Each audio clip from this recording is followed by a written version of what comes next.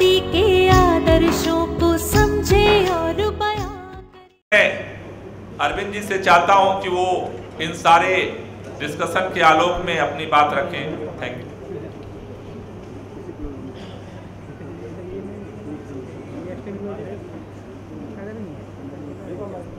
आज पूरे देश का किसान संकट में है।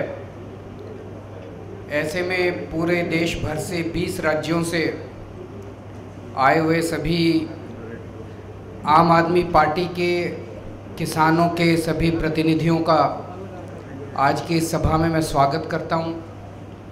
मुझे बहुत खुशी है आज पूरा दिन आप लोगों ने इस विकट समस्या के ऊपर विचार विमर्श किया।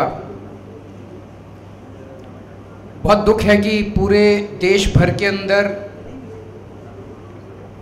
किसानों को सड़क पे उतरना पड़ रहा है, उनके ऊपर गोलियां चलाई जा रही हैं। वो अपना हमें खुश होना चाहिए कि अगर उपज ज़्यादा होती है किसी साल में।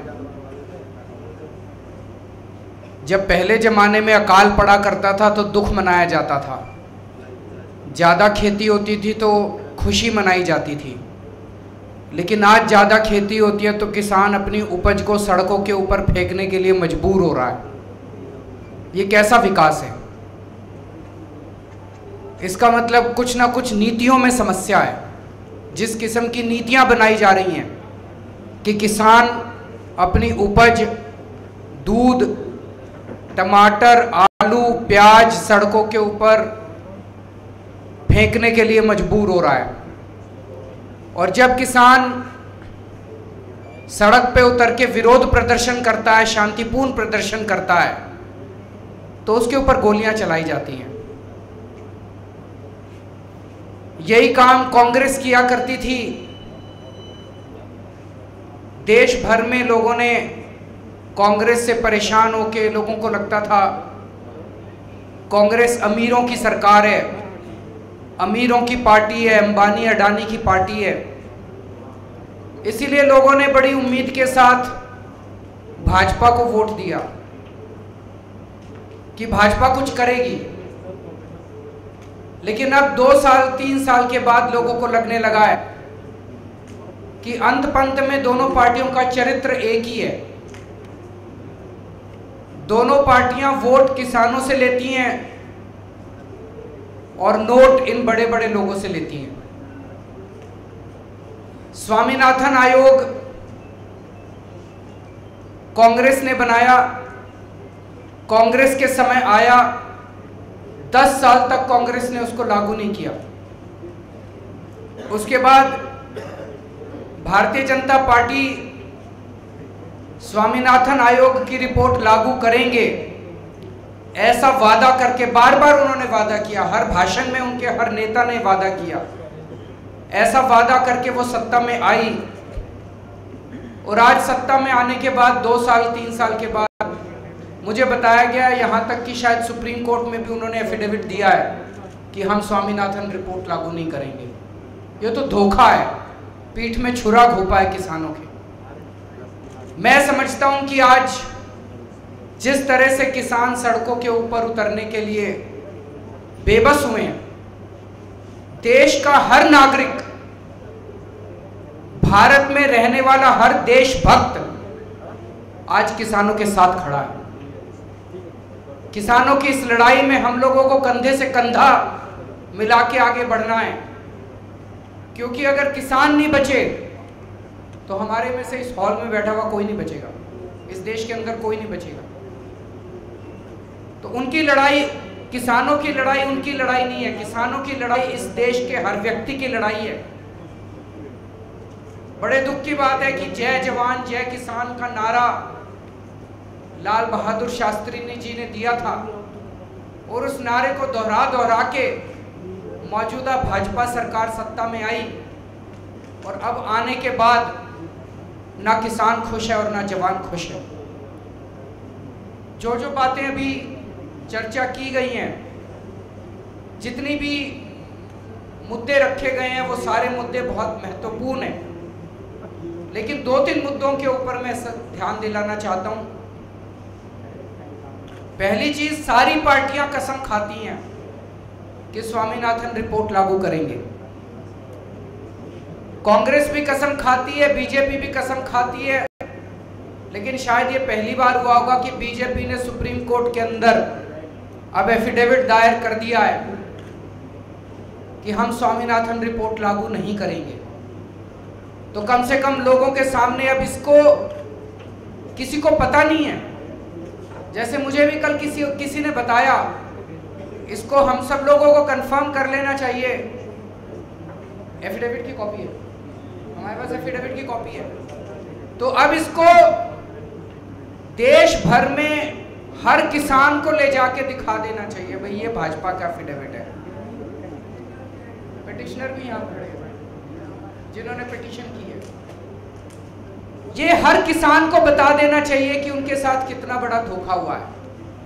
स्वामीनाथन रिपोर्ट लागू करेंगे, आपकी फसल की जितनी लागत आती है उस पे 50% प्रॉफिट देंगे, ऐसा वादा करके सरकार सत्ता में आई।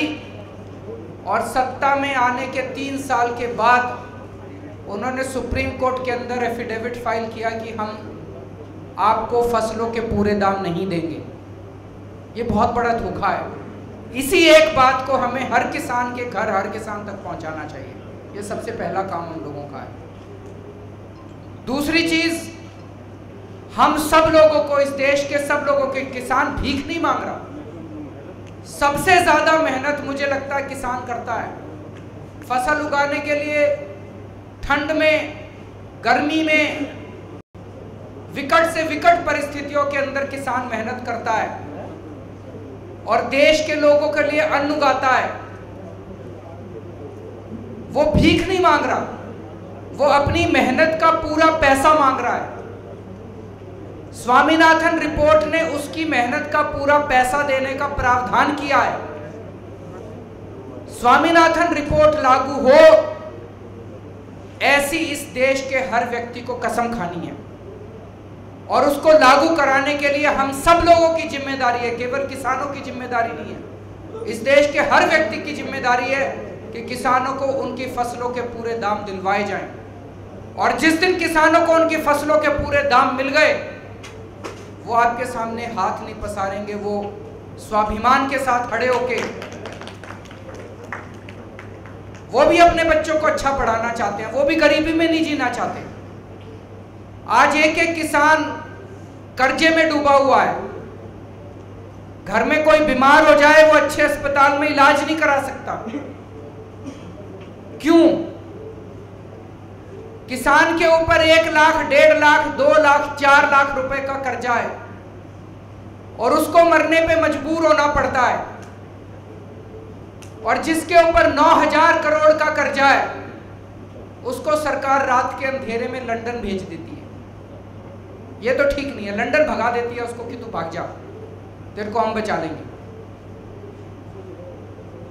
कुछ उद्योगपति ऐसे हैं जिनके ऊपर 35,000, 36,000 करोड़ का कर्ज है। 35,000, 36,000 करोड़ रुपए वो बैंकों का डकार गए, वापस नहीं करने वाले। और उत्तर प्रदेश के सारे किसानों का कर्जा मिला के 36,000 करोड़ बनता है। तो अब ये देखना है इस देश के अंदर किस किस्म की राजनीति चलेगी। एक आदमी को 36,000 करोड़ रुपए माफ करके बचाना है कि उत्तर प्रदेश के सारे किसानों को का कर्जा माफ करके सारों को बचाना है। आज की सरकारें, बीजेपी और कांग्रेस की सरकारें एक आदमी को बचाने के लिए लगी हुई हैं। इस देश के लोगों को खड़ा होना पड़ेगा कि हम उस एक आदमी के साथ नहीं है, उससे रिकवर करो, उसकी प्रॉपर्टी अटैच करो। जितने इस तरह के बड़े बड़े उद्योगपति हैं जो पैसा वापस नहीं कर रहे बैंकों का, उनकी प्रॉपर्टी अटैच करो, उनको गिरफ्तार करो, उनको जेल भेजो, उनसे सारा पैसा रिकवर करो। वो 5 स्टार होटलों में रहते हैं और हमारे किसान आत्महत्या करने के लिए मजबूर हैं। दूसरी बात कि किसानों का जो उपज है उसकी मार्केटिंग के लिए, उसके प्रोक्योरमेंट के लिए कोल्ड स्टोरेज, मंडियां बनाई जाएं, ये अभी गोपाल राय जी ने बताया, आप लोगों ने पूरे दिन के अंदर चर्चा की, ये बहुत जरूरी बातें हैं। एग्रो प्रोसेसिंग इंडस्ट्रीज खोली जाएं, ऐसी इंडस्ट्रीज जिसका सीधा रॉ मटेरियल गांव से आए, और गांव के आसपास ही अगर एग्रो प्रोसेसिंग इंडस्ट्रीज खोली जाएंगी तो वहां के नौजवानों को वहीं पे रोजगार मिलेगा, उनको रोजगार के लिए शहरों की तरफ नहीं भागना पड़ेगा। उसी तरह से हमें गांव के अंदर वो सारी सुविधाएं देनी पड़ेंगी जो शहरों में सुविधाएं मौजूद हैं। जैसे दिल्ली के अंदर हम लोगों ने इस बार हर गांव के विकास के लिए 2-2 करोड़ रुपए, एक गांव के लिए 2-2 करोड़ रुपए विकास के लिए दिए हैं हर साल, ताकि गांव के अंदर वो सारी सुविधाएं तैयार की, स्कूल खोले जा सकें, अस्पताल खोले जा सकें, पानी, बिजली, सड़क, एंटरटेनमेंट, सारी सुविधाएं वहां पे मुहैया कराई जा सकें जो कि शहर में मौजूद है, ताकि लोगों को गांव छोड़ के शहर ना आना पड़े। दिल्ली के अंदर पिछले साल जब बेमौसम बारिश हुई, फसलें बर्बाद हो गई, हम लोगों ने 20,000 रुपए किले के हिसाब से, 50,000 रुपए हेक्टेयर के हिसाब से मुआवजा दिया था। अगर दिल्ली सरकार दे सकती है, बाकी सरकारें भी दे सकती है। नीयत का फर्क है बस। हमारी नीयत थी, बाकियों की नीयत अंबानी अडानी के साथ रहती है।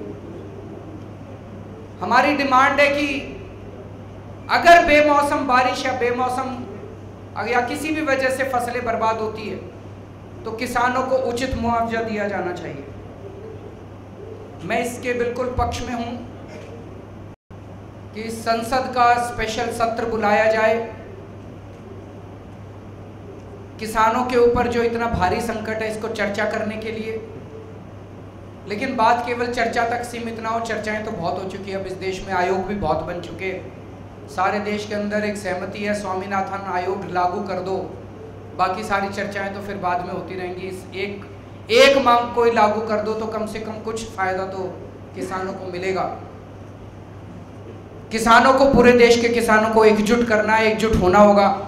उसके लिए जो भी आप सब लोगों ने आज मिलकर कार्यक्रम बनाया है, उस कार्यक्रम का मैं पूरी तरह से समर्थन करता हूं। और आज हम सब लोगों को यहां से ये संकल्प लेके उठना है कि जो हमारे देश के किसान आज विकट परिस्थिति में हैं, हम सब लोग उनके साथ कंधे से कंधा मिला के चलेंगे। मंदसौर में जो किसानों के ऊपर फायरिंग की गई, उसमें एफआईआर दर्ज करवाई जाए। जिन लोगों ने फायरिंग की, जिन लोगों ने फायरिंग का आदेश दिया, उन्हें गिरफ्तार किया जाए। और जो किसान इसमें मारे गए उनको शहीद का दर्जा दिया जाए। बहुत बहुत